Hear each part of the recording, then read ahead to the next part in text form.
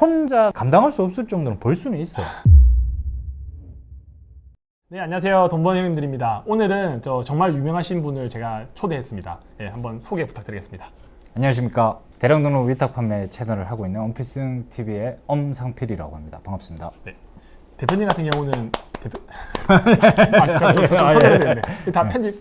대표님 같은 경우 쇼핑몰 입문하게 된 계기가 있으신가요? 대기업을 다녔거든요. 아, 예. 그래서 직장에 대한 월급은 괜찮았어요. 예. 근데 직장인 자체가 싫었어요. 왜 싫으신 거예요? 너무 시간이 아깝다는 생각이 지배적으로 머릿속에 들더라고요. 그래서 무작정 그만두고 부산으로 처음에 갔어요. 예. 창업을 뭘 해야 되겠다고 피보팅을 한 게 아니라 그만두고 나와서 생각을 한 거예요. 네. 원룸 잡아놓고. 그래서 이제 배를 타고 오사카를 가자. 예. 그러니까 오사카를 가니까 그 돈키호테 앞에서 뭐 사람들이 한국 사람들 막 뭐 담아가지고 막 들고 있더라고요. 네. 가서 물어봤죠. 예. 왜 이거 가져가냐. 그러니까 온라인에 판대요. 예. 그때부터 그럼 나는 온라인에서 물건을 파는 창업을 해봐야 되겠다. 네.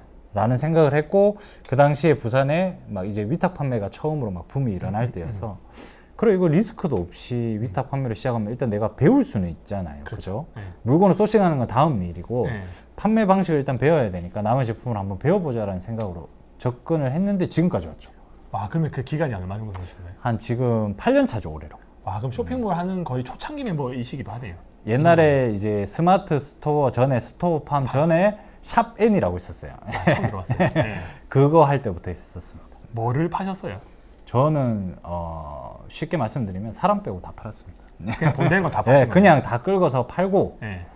거기서 디벨롭 시킬 수 있는 것들에 대해서 조금 더 디벨롭을 시켜서 마진을 보는 형태로 판매를 했어요. 판매 방식이 위탁, 사입, 그다음에 뭐 수입, 그다음에 또 대량 등록으로 파시는 분도 있고 여러 가지가 있는데 어떤 식으로 좀 하셨나요? 저는 처음에 했을 때는 위탁 판매 중에서 대량 등록으로 하는 방식으로 진행을 했었죠. 저는 그걸 최근에 이제 뭐 도매국이나 오너클랜에서 한 번에 등록하는 걸 들었는데 대표님 때에도 대량 등록이라는 게 있었나요? 그게 이제 지금은 대량 등록이라는 키워드로 이제 사람들이 널리 알려져 있지만 네. 저희 때는 그거를 대량 등록 위탁 판매라는 키워드로 부르지는 않았어요. 그랬을 하나의 것 같아요. 판매 방법이었고 아, 그 당시에는 사실 지금처럼 도매국이 옛날에 낙가마였거든요. 그리고 오너클랜도 옛날에 왕도매였고 네. 그 도매 사이트들도 상품이 그렇게 많지 않았어요. 지금처럼 뭐 300만 개, 400만 개가 없었기 때문에 네. 저희는 그때 당시에는 진짜 팔 수 있는 것들 도매 상품 그리고 소매 상품이든 뭐든지 온라인상에 있는 물건을 다 가져다 와가지고 네. 등록을 해서 양을 많이 하자라는 생각으로 처음에 시작을 했었죠. 프로그램을 이용한 게 아니라 다 수동으로 등록을 하신 건가요? 저는 수동으로 하다가 너무 힘이 들어서 네. 저는 이제 직접 크롤링을 배웠죠. 아, 프로그램을 배우신 거예요? 그러면 그 사이트에 있는 걸 다 끌고 가지고 예, 크롤링을 해서 쇼핑몰에. 그렇죠. 예. 아, 요즘에는 쇼핑몰 하시는 분들 진짜 많은데 매출이 잘 안 나온다는 분들도 꽤 많이 있으시거든요. 많이 있죠. 그러면 쇼핑몰 셀러로서 나 지금 월 한 50만에서 100만 원 정도 벌고 싶다. 어떻게 시작하면 될까요? 일단은 많은 상품을 팔아보시는 게 중요해요. 그러니까 이게 처음에 마인드셋인데 네. 내가 한 번에 소싱한 상품, 내가 처음 시작하는 판매가 드라마틱하게 잘 되는 게 되게 드물어요. 거의 불가능하잖아요. 맞아요. 그죠? 그래서 그러면 내가 어떤 걸 팔아야 될지 모르겠다라고 하면 가장 좋은 방법은 많은 상품을 여러 종류의 상품을 팔아보는 게 가장 좋다라고 보거든요. 그걸로 돈을 벌겠다라는 개념보다는 연습을 한다라는 개념으로 접근을 하시고 파악이 됐을 때는 거기서 내가 수익화를 조금 더 딥하게 가져갈 수 있는 부분들을 뽑아내서 그 데이터로 가지고 또 다시 디벨롭을 시키는 방향으로 확률을 좀 계속 높이겠네요. 그렇죠. 경험을 예, 바탕으로. 예. 근데 상품을 많이 등록해라고 했는데 얼마 정도 많이를 말씀하시는 건가요? 그게 뭐 수치로 말하기는 어려운데 네. 일단은 저희의 판매 방식을 쓰시는 분들은 네. 솔루션을 많이 씁니다. 네. 시중에 유통되고 있는 그러니까 오픈마켓에 내가 상품 DB만 가지고 있으면 네. 그거를 가지고 5,000개 네. 또는 하루에 10,000개까지는 등록을 할 수 있는 솔루션들이 되게 많아요. 네. 그래서 그걸 이용해서 내가 G마켓을 처음 가입하고 옥션을 가입하면 판매 오픈마켓마다 전부 다 다르긴 하지만 네. 처음에 딱 가입하면 판매자 센터에서 내가 등록할 수 있는 상품 개수가 보통 5,000개에서 10,000개일 거예요. 네. 그래서 보통 그 정도는 채워놓고 이제 시작을 하는 거죠. 근데 5,000개에서 10,000개를 대량으로 등록했는데 이미 남들 다 똑같은 도매 사이트에서 똑같은 상품명에 똑같은 상품이면 선택을 못 받잖아요. 그렇죠. 어떻게 선택받을 수 있어요? 이 제품에 대해서 내가 다른 판매자들하고 경쟁되지 않게끔 부가가치를 줘야 되는데 네. 거기서 가장 중요한 게 상품에 대한 기본 정보 3가지를 바꾸는 거죠. 뭔가요? 상품명, 네. 카테고리, 상품에 대한 대표 네. 이미지까지만 일단 1차적으로 바꿀 수 있으면 바꾸는 게 좋죠. 아, 왜냐면 이미 기존에 올린 사람들이 너무 많다 보니까 좀 차이점을 주기 맞습니다. 위해서. 5,000개의 상품을 일단 상품명 가공을 하면 우리가 그렇게 등록해서 여러 마켓에 동시에 뿌려놓고 들어오길 기다리면 네. 그냥 로또를 사놓고 로또가 당첨되길 기다리는 거랑 그럴 것 똑같아요. 같아요. 예. 그러면 내가 의도가 있어야 되잖아요. 맞아요. 결과가 나왔을 때 내 의도가 맞았구나 틀렸구나 틀렸으면 왜 틀렸지에 대한 피드백을 체크할 수 있는 수단이 생기거든요. 네. 그럼 그 의도를 가장 빠르고 효율적으로 넣을 수 있는 게 상품명 가공이에요. 네. 왜냐하면 플라스틱 케이스가 있어요. 네. 그걸 도매처에서 공급을 해줘요. 그 제품을 나는 틀리 보관함이라는 키워드를 바꿔서 G마켓에 상품을 등록을 했어요. 네. 그러면 내 물건이 G마켓에 등록한 후에 주문이 들어왔다고 칩시다. 네. 틀리 보관함이라고 고객이 100% G마켓에서 쳐서 내 물건을 찾아서 주문을 한 케이스겠죠. 그러면 일단 여기서부터 소비자가 산다라고 가정하면 키워드를 쳐서 리스팅되는 화면에서 내 물건을 선택을 해서 사는 경우의 수가 대다수입니다. 지금 제가 말하는 판매 방식은 그렇게 유입되는 게 거의 한 99%예요. 왜냐하면 저는 뿌려놨는데 소비자가 막 G마켓 어플 딱 키고 배너를 찍어서 제 물건을 살 일은 없잖아요. 제가 광고를 안 했는데. 그렇죠. 그죠? 네. 그리고 또 막 카테고리별로 찾아서 이렇게 들어오시는 분은 거의 극소수예요. 그냥 키워드 검색해서 들어가죠. 그렇죠. 네. 거의 대부분 그렇기 때문에 처음에 치는 그 키워드만 달라져도 내가 이 제품을 파는 다른 판매자들이랑 일단 경쟁에서 벗어날 확률이 굉장히 높아요. 그러네. 그게 100%는 아니에요. 네. 한 개 상품을 소싱을 해서 디벨롭 하는 거랑은 전혀 다른 판매 방법입니다. 제가 말씀드린 거는 다수의 상품을 효율적으로 내가 의도를 담으려면 가장 쉬운 소비자들이 첫 번째로 하는 행동에서 변별력을 주는 거예요. 상품명 가공을 아주 심플하게 쫙 다 하는 거예요. 아, 그러면 5,000개 올리면 5,000개 상품명을 다 바꿔주시는 그렇죠. 예. 일일이 다. 예. 그거를 막 키워드 도구 분석 툴을 보고 하시는 분들도 있어요.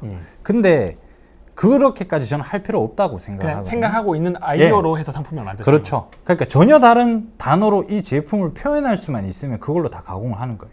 아, 아까 전에 뭐 플라스틱 케이스면 그게 뭐 그 반지함도 되고 그렇죠. 틀리 보관함도 그렇죠. 되고 안경통도 되고 맞아요. 아, 그걸 스스로 아이디어를 내어서 그렇죠, 그렇죠. 괜찮은 방법이에요. 예. 대표님은 대량 등록만 하셨나요? 아니면 개별적으로 한 개씩 올리는 거 상세 페이지 만드는 방법 이런 것들도 해보셨나요? 브랜딩도 해보려고 했었고 네. 개별적으로 등록하는 상품들에 대해서 상세 페이지 작업도 저는 직접 다 한 적이 되게 많죠. 근데 그렇게 하는 거랑 대량 등록하는 거랑 뭐가 조금 더 좋은 것 같아요? 저는 제가 봤을 때 둘 다 할 수 있으면 좋은 것 같아요. 둘 다. 네, 대량 등록, 왜냐하면- 대량 등록대로 하고 그렇죠. 개별 등록도 하고. 예, 개별 등록은 진짜 말 그대로 소매 판매 포커싱이 맞춰진 판매 방식이거든요. 네.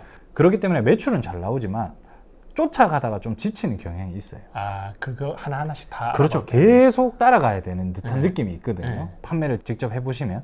근데 위탁은 사실 어느 정도 자리만 잡혀놓고 지금 제가 말하는 작업 방향을 뭐 직원을 써서 하든 본인들이 하든 시스템화 시킬 수 있다는 게 가장 큰 장점이고 여기서 매출이나 수익이 여기보다는 안 나올 수 있지만 이거를 내가 하는데 뭐 사무실 하나 더 얻어야 되는 것도 아니고 컴퓨터 한 대 놓고 알트 탭에서 둘 다 할 수 있는데 네. 이거를 베이스로 가져간다고 해도 저는 나쁠 건 없다라고 생각을 하거든요. 그럼 대표님은 위탁 같은 경우는 지금 해도 된다고 생각하시나요? 저는 무조건 된다고 생각을 하고 있어요. 왜냐하면 제가 지금 도매 사이트를 운영하고 있거든요. 도매 사이트도 좀 알려주세요. 예. 네. 피루커머스라는 도매 사이트를 운영하고 있습니다. 네. 그래서 저희가 직접 셀러들한테 물건을 줄 수 있게 DB도 엑셀 다운로드나 뭐 이런 시스템 서비스를 제공하고 저희가 직접 사입하고 저희가 키프레스에서 지재권을 직접 검색하고 웹디 3명이 직접 상세 페이지나 썸네일을 다시 다 찍고 따서 셀러들한테 제공을 해주고 이미지는 그냥 막 써도 돼요? 예. 그러면 상품명 같은 것도 이미 그 상품에 대한 저작권은 다 확인되어 있는 거. 그렇죠. 근데 거기서 본인들이 또 가공을 하다가 걸리게 되는 경우는 어쩔 수 없지만 네. 저희가 지금 최초로 올린 상태는 거의 저희 나름대로 최고의 검수를 해서 올린 상품들이고 그런 경우는 있어요. 뭐 지재권 중에서 특허 부분에 우리 나름대로 지재권을 막 키프레스에서 찾았지만 솔직히 그 100%다 100%는 안 되잖아요. 힘들어요. 네. 뭐 컵의 이 부분에 대한 특허에 대해서 뭐 소명을 이런 게 걸리면 대신에 저희가 가지고 있는 물건이니까 최대한 대응은 빠르게 해드리죠. 물건 빨리 내려라. 지금 빨리 내리면 된다. 뭐 이런 식으로 연락을 막 문자로 주든 어떻게 주든 액션은 좀 빠른 편으로 대응을 하고 있는 편이고. 근데 도매 사이트 이용하다 보면 품절 내는 경우 진짜 많거든요. 주문 들어와서 너무 좋은데 근데 네. 대표님 사이트도 혹시 재고를 가지고 파시나요? 아니면 저희는 중개로 재고를 다 가지고 있습니다. 아, 재고를 가지고 있으면 재고 있는 수량만큼은 100% 예. 보내주시는 거예요? 그렇죠. 근데 약간 그런 경우는 있죠. 지금 한 1,800여 종의 제품을 가지고 있거든요. 네. 전부 다 저희 자사 재고를 가지고 운영하는 제품인데 한 제품을 예를 들어서 저희가 재고를 1,000개를 가지고 있었어요. 근데 이게 주문을 받다 보면요 몰려요. 특정 날에 이 제품이 갑자기 튀거든요. 네.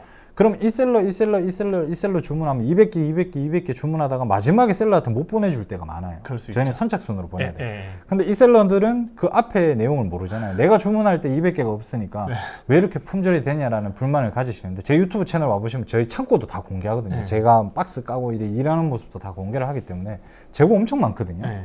근데 그게 너무 힘들더라고요.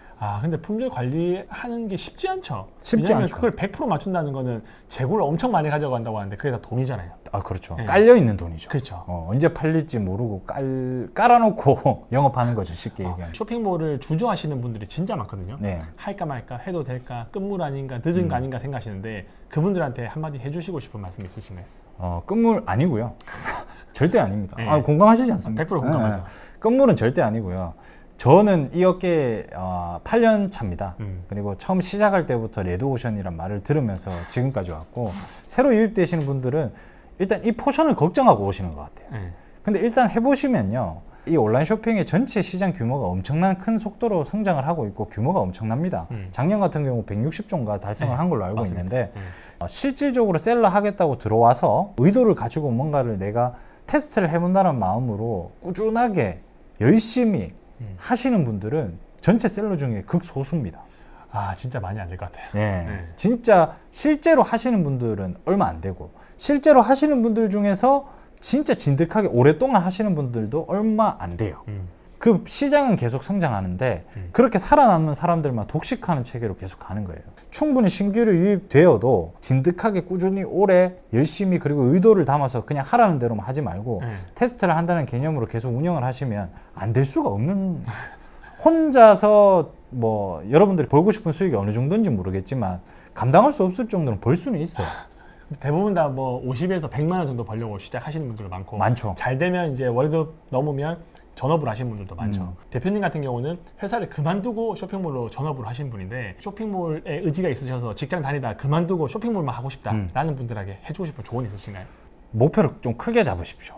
50만 원, 100만 원에 대한 부업의 금액을 목표를 잡으시면 절대 큰 돈을 벌 수도 없고 그게 나의 디폴트 값이 돼버리면 내가 이 업을 분석하고 테스트하고 관심을 가지고 열정적으로 하는 값에 대한 디폴트 값이 낮아져요. 근데 나는 1억을 벌고 싶다. 그러면 정말 악착같이 모든 것들을 테스트해보고 눈으로 보고 확인하고 다 하시려고 하겠죠. 할 수 있는 게 많죠. 그렇죠. 근데 내가 50, 100만 원 버는데 내가 이 정도 시간을 투자해야 돼? 이건 답이 없어. 라는 생각을 하시면 안 돼요. 그래서 애초에 내가 원하는 목표를 좀 높게 잡으시면 이 업계에서 반드시 여러분들이 생각하는 수익만큼 될지 안 될지는 여러분의 몫이지만 여러분들이 부업을 하든 전업을 하든 먹고 사는 데는 충분히 벌 수 있는 돈은 아직까지 기회는 되게 무한하다고 저는 생각을 합니다. 마지막으로 이제 구독자분들한테 좀 해드리고 싶은 말씀 있으신가요? 그래도 8년이면 엄청 대선배신 것 같은데 아닙니다. 쇼핑몰을 하고 유통을 하시면서 뭐 느꼈던 거나 또 이제 시작하신 분들한테 뭔가 좀 따뜻하게 해주고 싶은 말씀 있으실까요? 끝까지 포기하지 말고 하시면 된다라고. 사업은요, 지금 우리가 하는 온라인 판매 창업이 위탁 판매든 뭐 리스크가 없든 소자본이든 어떤 그런 말에 현혹되지 마시고요. 사업자 등록증을 내고 하는 사업입니다. 교육이 아니에요. 누군가의 교육을 들어서 그거대로만 한다고 해서 매출이 나오는 구조는 절대 아니죠. 창업을 한다라고 생각을 하시면 분명히 좋은 결과가 있을 거라고 저는 자신을 합니다. 이게 온라인 쇼핑몰을 쉽게 생각하는 이유가 오프라인이 아니고 눈에 안 보이니까 엄청 가볍게 사업이라고 생각하는 것보다는 뭔가 한다라고 생각하는데 맞아요. 사업자 등록증을 내는 순간 사실 사업자를 가지고 있는 대표가 되잖아요. 네. 그러면 조금 생각이나 마인드가 달라질 것 같아요. 맞아요. 네. 끝으로 한마디만 더 말씀을 드리자면 두 마디 하시죠. 예. 네. 그럼 온라인 창업에 실패하는 이유가 시작하는 이유가 리스크가 되는 사업이거든요. 대부분 시작할 때 이렇게 생각을 합니다. 안 되면 그만두지 뭐. 사이트 내리면 되지 뭐. 뭐 내가 뭐 투자한 것도 없고 뭐 몸이 무겁지가 않잖아요. 내가 투자한 게 많으면 그게 쉽게 못 그만두잖아요. 예를 들면 밖에서 내가 인테리어 1억 들여가지고 카페 창업을 해도 상권 분석하고 얼마나 노력을 하겠습니까? 근데 여기는 투자하는 돈도 그렇게 많이 들어가지도 않고 안 되면 그만두지 뭐라는 이 단어 자체가 베이스로 깔고 시작하시는 분들이 되게 많아요. 그래서 시작하는 이유가 이 사업의 리스크가 되는 거죠. 네, 그럴 수 있을 것 같아요. 네, 그래서 결국 이 사업은요 마인드셋입니다. 내 멘탈 관리가 가장 중요하고 결핍이 있어야지만 성공할 수 있는 창업이고 진입장벽이 낮은 대신에 내 노력이 없으면 티도 안 나는 그런 사업이거든요. 의도를 가지고 자기 사업이라 생각하시고 끝까지 도전하시면 좋은 결과는 반드시 있다고 저는 자신합니다. 아, 네, 감사합니다. 예. 네, 오늘도 긴 영상 시청해 주셔서 감사합니다. 행복한 하루 보내시기 바랍니다.